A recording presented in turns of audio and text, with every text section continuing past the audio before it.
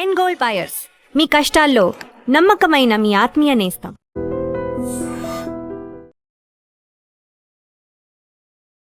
నమస్కారం, welcome to I dream. ధర్మ మార్గం విత్ విజిత కార్యక్రమానికి స్వాగతం.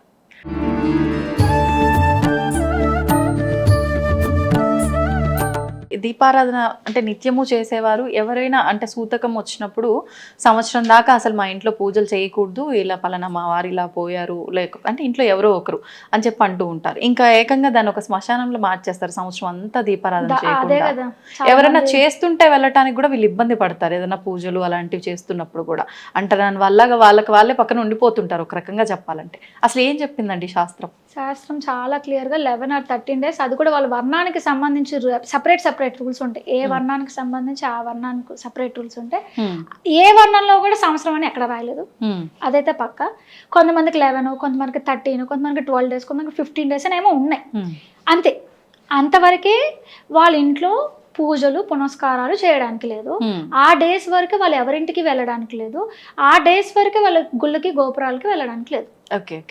ఆఫ్టర్ 13th డేనో 11th డేనో నేను ఇంతకు చెప్పినప్పుడు వాళ్ళ చేత ఎవరైతే తలకొరువు పెట్టారో వాళ్ళ చేతనే ఆ బ్రాహ్మణుడు ఇంట్లో దీపారాధన చేపిస్తాడు.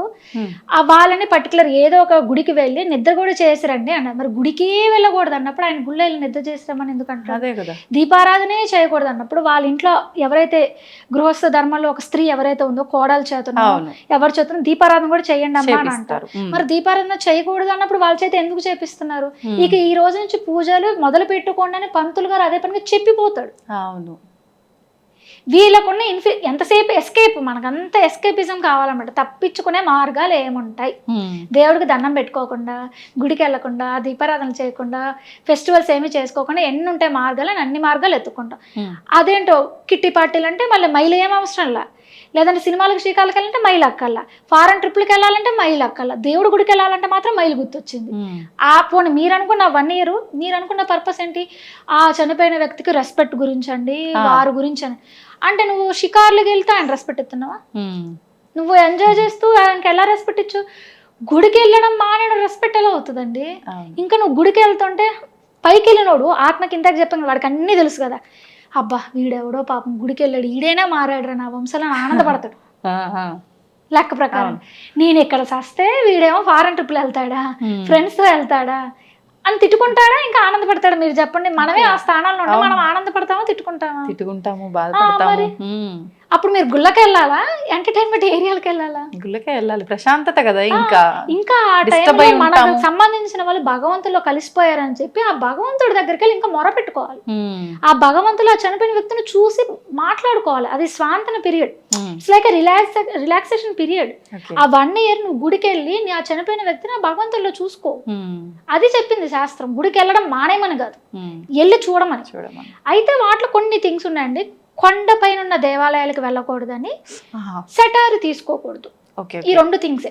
స్వయంభూ ఆలయాలకు కూడా వెళ్ళకూడదు. కొన్ని నేను చెప్పాను కదా, ఈ వర్ణానికి సంబంధించి సెపరేట్ రూల్స్ ఉంటాయి. కానీ ఒకళ్ళ రూల్స్ ఒకళ్ళు ఇంప్లిమెంట్ చేయడానికి లేదండి. ఇప్పుడు నేను ఎంత చెప్పిన యూట్యూబ్లో ఎవడు పడితే వాడు ఆ పుట్టలో పాలు పోయి ఈ గుడికి వెళ్ళంటే వాడు ఏ వర్ణానికి సంబంధించిన రూల్ చెప్తున్నాడో కూడా వాడికే తెలియదు. నిజం. ఈ పాటించే వాళ్ళు వీళ్ళే వర్ణంలో ఉన్నారో వాళ్ళకి అది కూడా తెలియదు. ఇప్పుడు బ్రాహ్మణ్స్కి సంబంధించండి, పీరియడ్స్కి వాళ్ళకి 5 days మ్యాండేటరీ. ఓకే. ఆ నెక్స్ట్ వాళ్ళకి 4 days మ్యాండేటరీ. వైశ్యాస్కి వచ్చేసరికి 3 days మ్యాండేటరీ. శూద్రులకి ఏంటంటే 2 days అయినా చాలు వాళ్ళ పక్కన ఉంటాయి. Okay okay. ఇప్పుడు ఈ శూద్రుడు అమ్మాయి పక్కన బ్రాహ్మణ్ ఫ్రెండ్ ఉంది. ఈ అమ్మాయి మా ఇంట్లో 5 days చిచ్చి నువ్వు మా ఇంటికి రాకు 2nd, 3rd day అని అంటది ఈ పిల్ల. అవును. ఈ అమ్మాయికి 5 days, ఆ అమ్మాయికి 2 days చెప్పింది.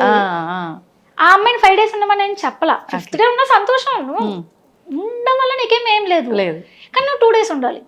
ఈ అమ్మాయి 2 days ఆ అమ్మాయిని చూసి ఉంటారంటే తప్పు. ఇప్పుడు మీకు పాయింట్ అర్థమైందా? ఏ వర్ణానికి సంబంధించి ఆ వర్ణానికి సపరేట్ థింగ్ ఉందండి. ఈ 2 కాదు 5 కాదని ఇప్పుడు ఏంటంటే కామన్గా 3కి వచ్చారు. ఇదే 3 బాగుంది, ఇటు ఇదొద్దు అదొద్దు. 3 days వరకు వెళ్ళకుండా 4th day కొంచెం ఏమైనా స్పాటింగ్ అట్లా ఏమైనా, లేకపోతే ఏమైనా అత్యవసర కార్యక్రమాలు ఉంటే పాల్గొనండి. 5th day అయినా కూడా అంతే. ఇక 6th day నుంచి even if you're spotting, even if you're bleeding, నువ్వు యజ్ఞంలోనే కూర్చోవచ్చు, నువ్వు పెళ్లి కూడా చేసుకోవచ్చు. బ్లీడింగ్ అవుతున్నా కూడా 6th day నుంచి సిక్స్త్ లోపల మాత్రం పనికిరాదు.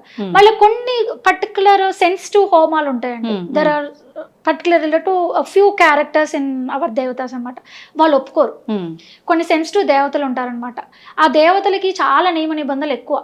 ఆ నియమ నిబంధనలు దాటి 100లో 99 రూల్స్ పాటించి ఒక్క రూల్ పాటించకపోయినా మనల్ని తిరిగి శిక్షిస్తారు వీళ్ళు. ఇలాంటి దేవతలే ఆనాడు రావణాసుడు కోరికైన ఇంద్రజిత్తు పూజించిన దేవత. నికుంభలాదేవి అని పూజించాడు రామాయణంలో శక్తి కోసం. ఏది రాముణ్ణి లక్ష్మణ్ణి చంపే శక్తి కోసం. ఆ పూజలో అతని చేత లోపం చేసేలాగా లక్ష్మణుడు హనుమంతుడు ప్రవర్తించారు కాబట్టి ఆమె అంతనే కాపాడాల చచ్చిపోయాడు. సో అలా సెన్సిటివ్ వాటిని మనం ఉగ్రదేవతలు అని అంటాం. వాళ్ళు ఎంత ఈజీగా ఇంప్రెస్ అవుతారో, ఎంతలాగా మనకు కోరింది ఇస్తారో, మనం ఏదైనా తప్పు చేస్తే అంతకన్నా డబుల్ టైం మనం పనిష్ చేస్తారు. అందుకే అలాంటి దేవతల జోలికి మనం వెళ్ళమని ఏ పెద్దలు మనకి చెప్పలే. అలాంటి దేవతను ఎప్పుడో పక్కకు పెట్టేశారు. వాళ్ళు దేవత కాదని నేను అనట్లా, మళ్ళీ గుర్తుపెట్టుకోండి. I'm not telling they are not దేవతాస్, బట్ వాళ్ళని పూజించే మనుషులైన మనకి అంత నియమ నిబంధనలు పాటించే శక్తి సామర్థ్యం మనకి లేవు. మనల్ని పూజించద్దు అని చెప్పారు. వాళ్ళకి శక్తి లేక కాదు, మనకి ఆ ఓపిక ఇది లేక.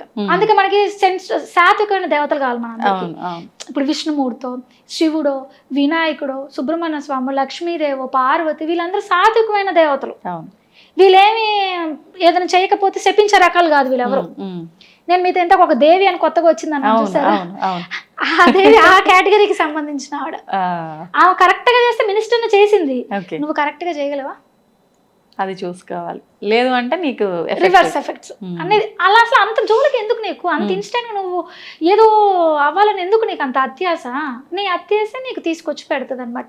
And for more videos, please subscribe to iDream channel. Subscribe to iDream Media. Please subscribe to iDream. Please subscribe to iDream. Please subscribe iDream. And please subscribe to iDream. For more videos, subscribe to iDream. please like, share and subscribe to the channel. Congratulations, iDream. Subscribe to iDream. Subscribe to iDream. So subscribe to iDream Media. iDream ki iDream team andarki huge congratulations. Please subscribe iDream Media. Please subscribe to iDream. Subscribe iDream. Please subscribe to iDream. iDream అంటే నా కళల channel subscribe చేసుకున్న నోరు తిరుగుతలేదు, మీరైతే గంట గుర్తు కొట్టండి. For more such videos, please subscribe to iDream. Subscribe to iDream. Please subscribe to iDream. Please subscribe iDream Media. Please do subscribe to iDream. Please subscribe to iDream Media. For best entertainment and information, please subscribe iDream. And don't forget to subscribe to iDream.